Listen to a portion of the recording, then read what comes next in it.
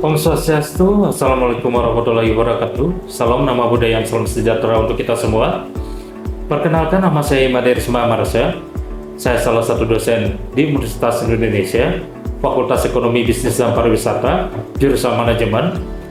Saya diangkat menjadi dosen tetap pada tahun 2021 dan memperoleh nomor induk dosen nasional pada tahun 2021 dengan nomor induk yaitu 08 3103 9102. Dan kemudian itu setelah itu mengajukan asisten ahli dengan pangkat penyetaraan golongan penata muda 3B.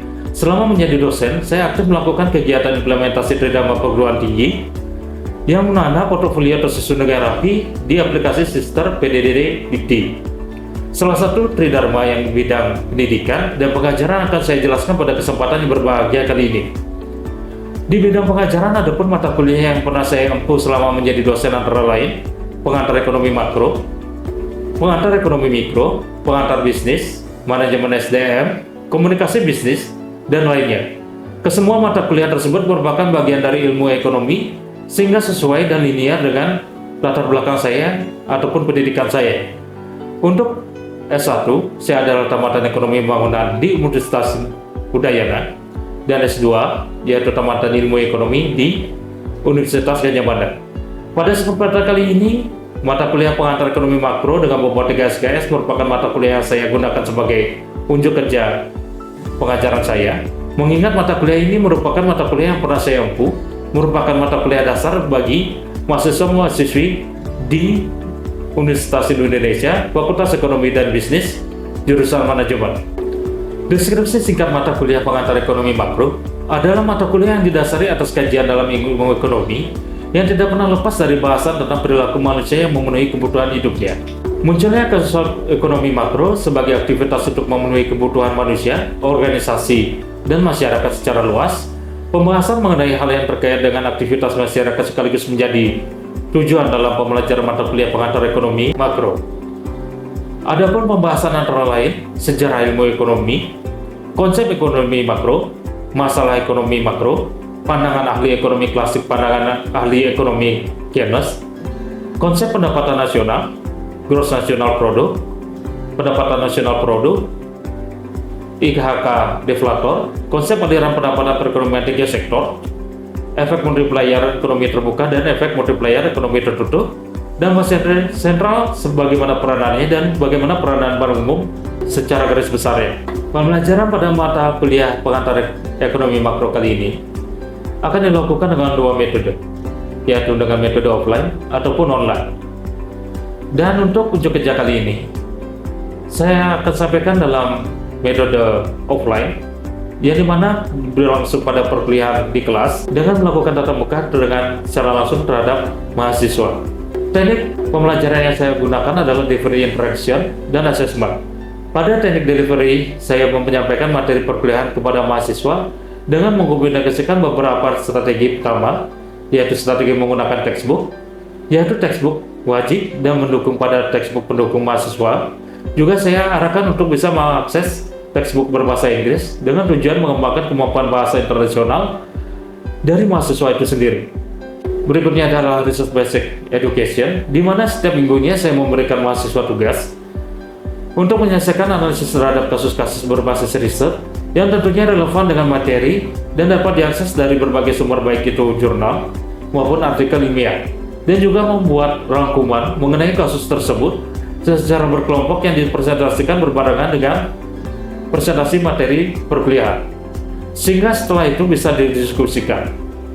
Jadi dengan cara ini mahasiswa akan lebih paham terhadap materi-materi yang dibahas setiap pertemuannya, karena dari riset kasus dapat diketahui fenomena reals yang terjadi tentang mahasiswa berkaitan dengan materi yang dibahas, tidak hanya sekedar berupa bahasan teori saja. Strategi yang ketiga, interaction. Jadi bagaimana saya berinteraksi dengan mahasiswa dalam perkuliahan ini dengan beberapa saluran yang mempergunakan di dalam kelas melalui memberikan motivasi kepada mahasiswa untuk berpartisipasi aktif, baik itu pertanyaan, mengembangkan pendapat, ataupun berdiskusi. Dalam proses diskusi, kelas saya merancang agar menjadi lebih menarik dengan menyisipkan beberapa intermezzo dan cerita-cerita lucu dari pengalaman saya yang tentunya relevan dengan pembahasan materi pengantar ekonomi makro. Tidak hanya itu, nilai-nilai kearifan lokal dalam hal ini pengantar ekonomi makro juga menjadi suplemen pendukung dalam kegiatan interaksi saya dengan mahasiswa dengan cara mengajar sesuai dengan pola saya menjalankan selama mengajar ekonomi makro dengan melakukan komunikatif dan dua arah yang sangat baik di kedepannya dengan mahasiswa. Kemudian interaksi selanjutnya menggunakan media learning manajemen sistem yaitu LMS sebagai sarana untuk diskusi dan distribusi mahasiswa utama dan pendukung pembelajaran bisa diakses selama 24 jam yang ada. Selain itu juga biasanya melemparkan topik-topik terkini agar diskusi tetap berjalan dengan baik. Dia yang memberikan saya juga menggunakan WhatsApp grup kelas untuk diskusi dengan mahasiswa, memberikan feedback ataupun proyek-proyek yang mereka kerjakan. Namun untuk tugas-tugas wajib, absensi dan materi saya gunakan LMS sebagai platform manajemen kelas yang utama. Karena di kampus tempat saya mengajar mewajibkan menggunakan LMS dalam manajemen kelasnya. Teknik yang ketiga yaitu asesmen. Jadi, penilaian yang saya lakukan biasanya saya jelaskan di awal pada pertemuan pertama perkuliahan tentang kontrak perkuliahan yang tidak disepakati bersama antara pengajar dan juga mahasiswa. Dalam kontrak perkuliahan tersebut, memuat juga cara saya untuk menilai dan bahwa penilaian saya gunakan kepada mahasiswa sehingga mahasiswa dipastikan tahu lebih awal dan diharapkan bisa membuat strategi agar perkuliahan mereka bisa berjalan lancar dan mendapatkan nilai yang memuaskan. Berikut adalah contoh skema penilaian yang saya sampaikan kepada mahasiswa. Selanjutnya akan saya memberikan cuplikan pengajaran saya. Selamat pagi semuanya. Sebelum kita mulai perkuliahan hari ini, kita buka dulu dengan panjali umat. Om Swastiastu. Salam sejahtera untuk kita semua. Assalamualaikum warahmatullahi wabarakatuh. Terima kasih untuk yang sudah hadir untuk pada kali ini. Pada kali ini, saya akan menjelaskan salah satu materi berkaitan dengan ekonomi makro, yaitu perkembangan negara berkembang. Perkenalkan sebelumnya, nama saya Imadir Ismail Marsya. Dan ini adalah pertemuan ketiga kita untuk mata kuliah pengantar ekonomi makro. Dan apabila nantinya selama proses perkuliahan berlangsung, apabila ada pertanyaan berkaitan dengan perkuliahan, silahkan angkat tangan kalian. Apabila ada yang ingin diskusikan berkaitan dengan perkuliahan itu sendiri, silahkan nanti disampaikan saja selama proses perkuliahan berlangsung. Dan apabila nantinya ada beberapa pertanyaan ataupun sanggahan berkaitan dengan presentasi saya, silahkan nanti langsung angkat tangan kalian. Ada yang ingin bertanya sampai di sini? Tidak ada yang ingin bertanya? Kita langsung lanjut saja ke materinya. Pada kali ini kita akan menjelaskan bagaimana pembangunan ekonomi di negara berkembang. Di mana pembangunan ekonomi di negara berkembang, kalau kita bandingkan dengan negara maju, jujur itu dari penerapan bagaimana berbagai aspek kebijakan itu sangatlah berbeda. Sangatlah berbeda. Kalau negara berkembang yang dimana notabene adalah negara yang dapat diartikan memiliki keterbatasan dari segi ekonomi, politik, dan sosial yang ada, sedangkan negara maju itu dapat dikategorikan sebagai suatu negara yang memiliki keunggulan dari segi ekonomi, politik, ataupun bagaimana dari sektor sosial yang ada dari ekonomi itu sendiri yang ada pada masyarakat yang ada.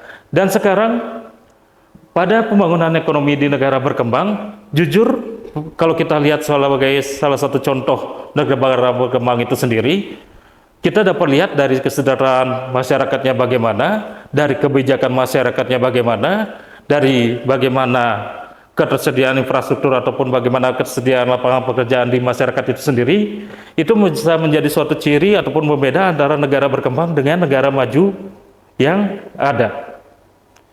Inilah yang sepertinya harus ditanamkan lagi atau diberikan sebagai suatu pengetahuan lagi kepada para mahasiswa yang ada untuk mengetahui apa sih sebenarnya perbedaan negara maju dengan negara berkembang dan bagaimana pengaruh antara negara maju dengan negara berkembang itu sendiri yang nantinya impactnya kepada masyarakat ataupun adik nantinya secara tidak langsung yang berimpact terhadap bagaimana perkembangan negara yang ada.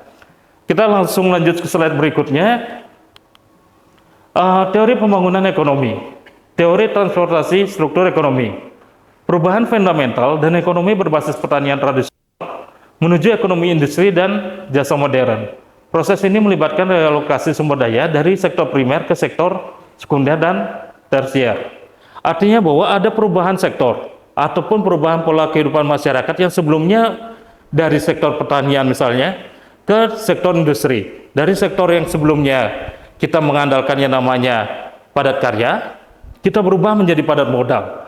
Dari yang sebelumnya kita jujur lebih kepada fisik yang dimana diutamakan sebelumnya, lebih kepada nantinya bagaimana suatu pola pikir dari masyarakat itu sendiri yang menentukan bagaimana pemajuan dari suatu negara yang ada. Inilah perbedaan dari perkembangan zaman antara negara maju dengan negara berkembang. Dan pertumbuhan vs pembangunan. Bagaimana nantinya pertumbuhan berbanding dengan pembangunan, nantinya inilah yang menjadi suatu tolak ukur ataupun yang bisa dilihat oleh masyarakat itu sendiri, apakah pembangunan itu sendiri sesuai dengan perkembangan suatu negara. Jujur jawabannya adalah sesuai. Karena kalian bisa melihat bagaimana perkembangan suatu negara dari pembangunan dari infrastruktur, ekonomi, berbagai bidang yang ada pada suatu negara itu sendiri sebenarnya. Makanya jangan menjadi suatu tanda tanya yang besar di sana apabila kalian misalnya melihat negara maju ataupun melihat negara-negara lainnya yang kondisi perekonomiannya jauh lebih baik ketimbang negara yang ada. Makanya di sini perlulah kalian membuat suatu pola pikir ataupun suatu pemikiran bahwa sebenarnya berbagai kebijakan yang ada ataupun berbagai suatu tindakan yang ada berkaitan dengan masyarakat itu sendiri akan menentukan jalan nantinya pada suatu negara yang ada. Jalan suatu negara yang ada. Dan salah satunya adalah pembangunan yang berimpact pada bagaimana pertumbuhan suatu negara dan berubahnya suatu negara itu sendiri dari negara berkembang ke negara maju. Berikutnya adalah indikator pembangunan, di mana diukur melalui pertumbuhan PDB, produk domestik brutonya bagaimana, perubahan struktur ekonominya bagaimana, tingkat penerapan pendapatan. Indikator modern juga mencakup indeks pembangunan manusia, IPM-nya bagaimana, dan indikator keberlanjutan. Ini adalah sarana yang dipergunakan untuk mengukur sebenarnya seberapa besar perhitungan ataupun seberapa besar nilai dari masyarakat itu sendiri yang dilihat dari berbagai perhitungan yang ada yang dipergunakan untuk mengetahui sebenarnya seperti apa kondisi masyarakat yang ada. Inilah pergunaannya. Nantinya inilah yang dipergunakan untuk mengetahui sebenarnya apakah sebenarnya masyarakat itu sendiri siap dengan kondisi yang sekarang, apakah mereka siap untuk dibuat suatu tindakan yang dimana nantinya ini akan berpengaruh terhadap hidup mereka, yang dimana perubahan pola-pola inilah yang akan merubah dari masyarakat yang dapat dikatakan tradisional ke masyarakat modern, dari masyarakat yang dimana lebih kepada sistem pertanian ke sistem industri dan sebagainya. Makanya disinilah suatu pemerintahan membuat suatu indikator yang nantinya dipergunakan sebagai sarana pengukuran bagaimana pola masyarakat yang ada, yang nantinya juga akan berpengaruh terhadap bagaimana pembuatan suatu kebijakan ataupun keputusan yang bisa dipergunakan untuk kepada masyarakat itu sendiri guna masa depan dari masyarakat yang ada. Sampai sini ada yang ingin bertanya untuk diskusi pertama? Ada yang ingin bertanya? Oke? Iya.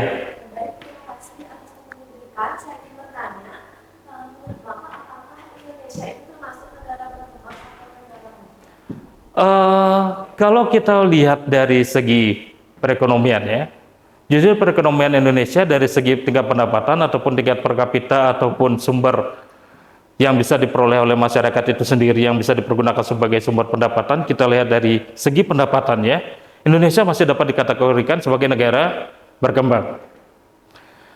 Dan sekarang kalau kita lihat dari sektor lainnya, misalnya dari sosial ataupun politik, itu dapat diartikan juga Indonesia itu sendiri dapat diartikan masih sebagai negara yang dapat diartikan masih dalam proses yang dimana dalam tahapannya untuk memperoleh yang namanya kemajuan zaman ataupun memperoleh perkembangan dari negara itu sendiri sebenarnya.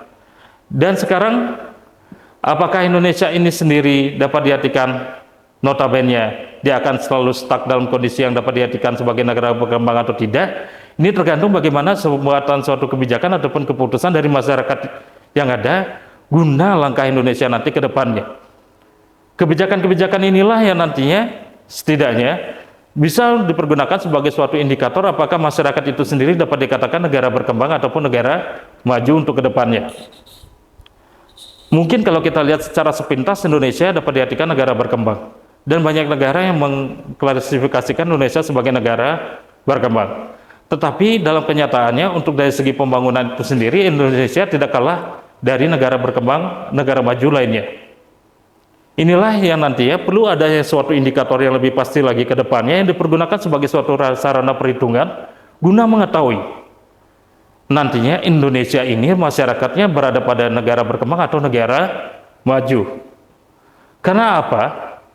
Karena arah kebijakan nantinya akan menentukan langkah berikutnya dari masyarakat itu sendiri. Masyarakat itu sendiri, arah kebijakannya bagaimana?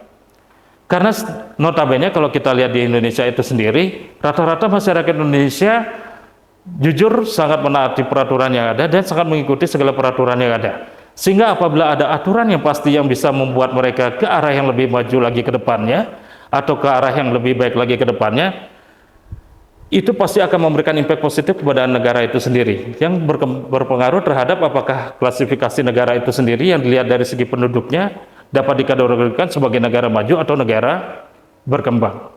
Tapi sekarang jujur notabene untuk Indonesia itu sendiri dapat diklasifikasikan sebagai negara berkembang. Ada pertanyaan lainnya untuk sesi pertama?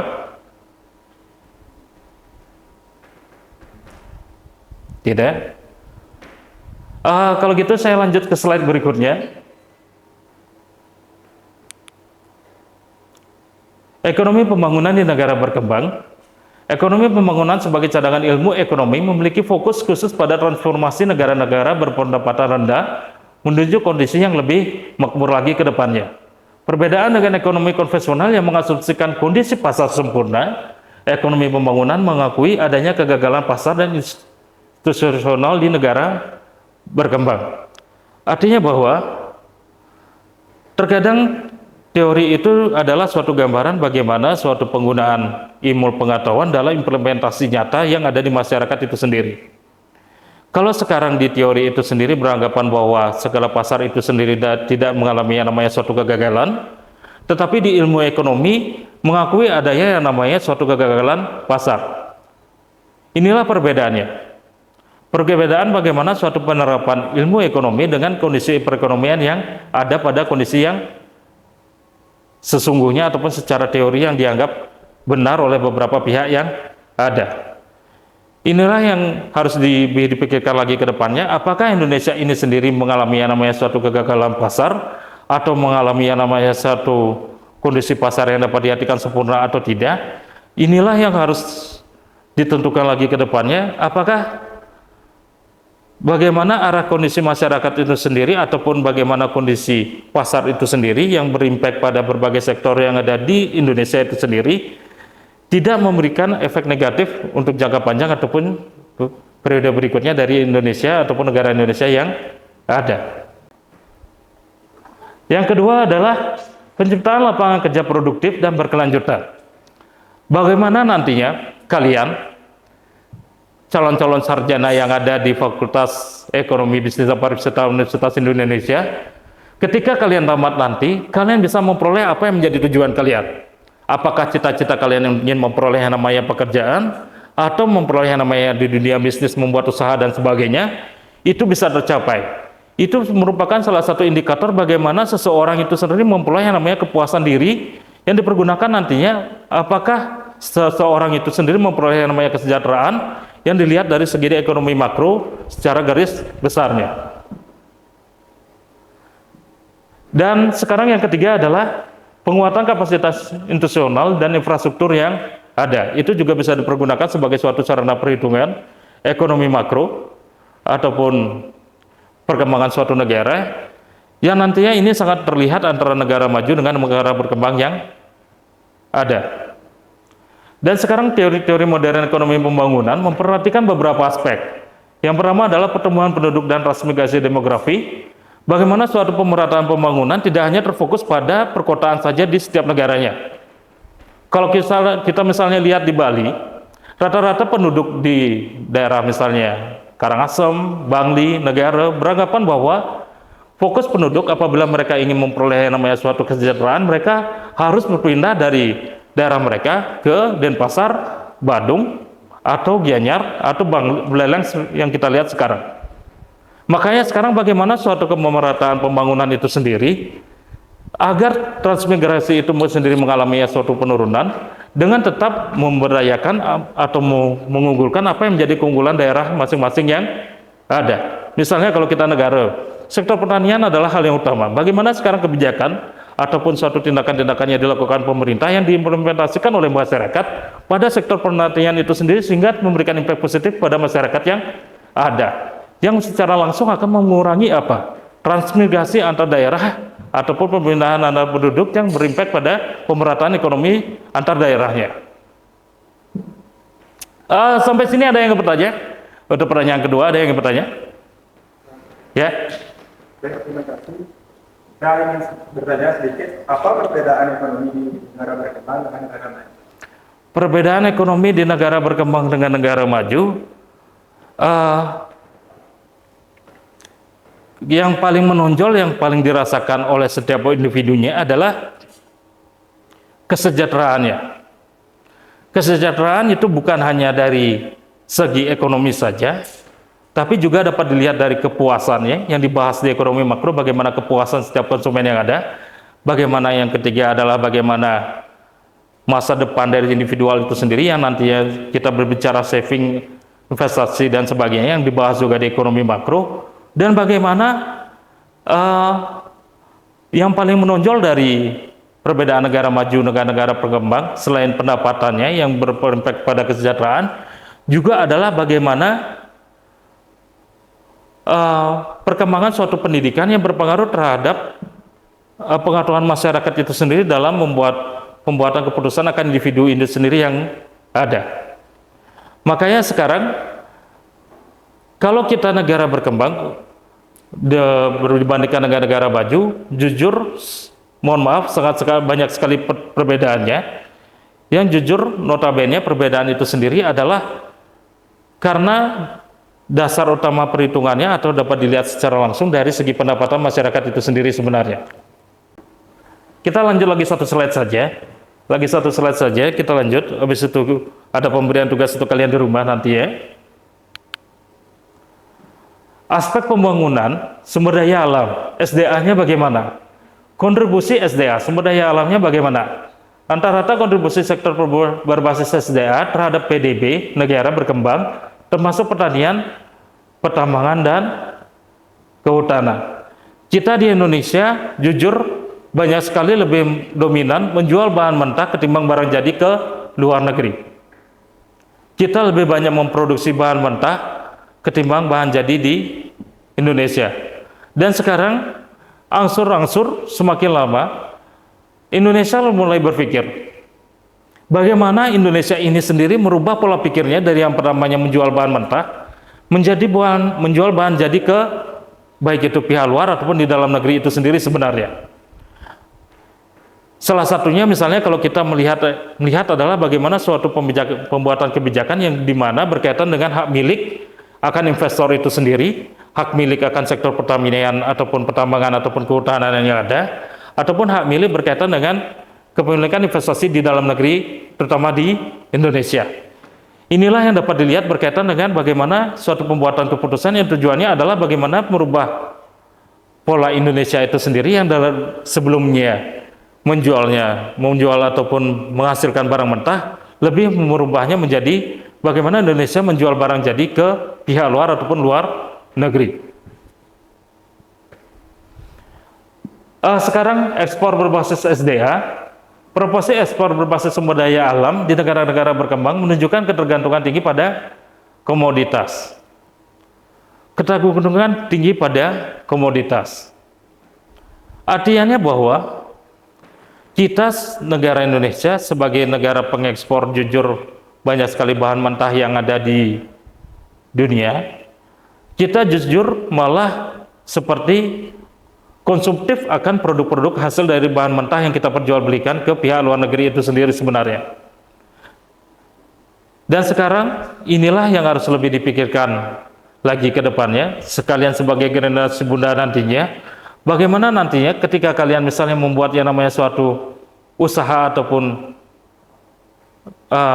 jasa-jasa kalian nanti dalam suatu tindakan kewirausahaan yang ada, bagaimana tindakan kalian nanti agar setidaknya kalian bisa merubah bahan mentah ini sendiri menjadi bahan jadi yang barulah kalian perjualbelikan di pasar internasional. Jangan sampai nantinya kalian lebih memilih menjual bahan mentah ketimbang barang jadi untuk diperjualbelikan secara global ataupun di pasar lokal yang ada. Untuk perkuliahan hari ini kita cukupkan saja. Ada beberapa tugas yang ingin saya berikan ke kalian, kurang lebih 3 soal. Tugas yang pertama adalah jelaskan bagaimana kondisi pasar pada negara berkembang. Jelaskan bagaimana kondisi pasar pada negara berkembang.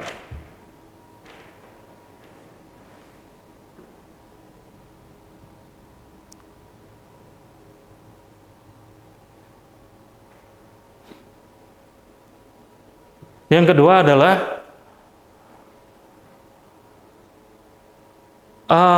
bagaimana pertumbuhan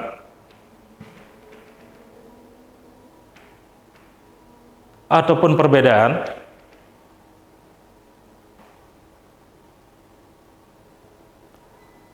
produk domestik bruto Indonesia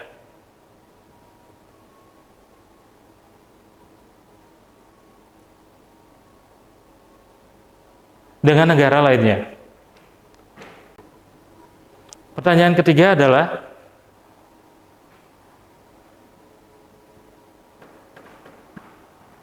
apakah inflasi mempengaruhi perkembangan suatu negara? Apakah inflasi mempengaruhi perkembangan suatu negara?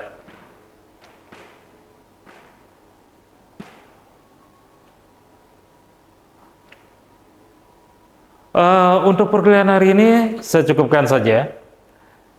Terima kasih untuk yang sudah hadir. Dan apabila misalnya nanti ada pertanyaan berkaitan dengan perkuliahan, kita masih ada sarana lain yang bisa kita pergunakan, yaitu LMS ataupun grup WhatsApp yang ada, ataupun kita bisa mempergunakan nantinya media-media yang lain bisa kalian pergunakan untuk sebagai sarana komunikasi antar individu yang ada di kelas ini, atau nantinya antar saya. Silakan nanti hubungi saja saya, misalnya ada pertanyaan dengan berkaitan dengan materi ekonomi makro selama yang baik itu dipresentasikan oleh saya ataupun nantinya akan saya presentasikan di perkuliahan ini. Dan untuk minggu depan kita ada presentasi dari kelompok 4 berkaitan dengan inflasi dan kebijakan fiskal dan kebijakan moneter, yang nantinya kelompok 4 akan menyampaikan materi ini kurang lebih selama 15 menit proses perkuliahan. Dan untuk perkuliahan hari ini saya cukupkan. Saya Imaderi Suma Marsha. Saya mengucapkan terima kasih untuk yang sudah hadir pada hari ini. Saya tutup perkuliahan hari ini dengan Parama Santi. Om Santi Santi Santi Om. Terima kasih semuanya. Assalamualaikum warahmatullahi wabarakatuh. Salam sejahtera untuk kita semua. Baik, demikianlah unjuk kerja pengajaran yang saya lakukan di Universitas Indonesia. Terima kasih atas kesempatan yang telah diberikan kepada saya. Akhir kata saya tutup dengan Parama Santi. Om Santi Santi Santi Om.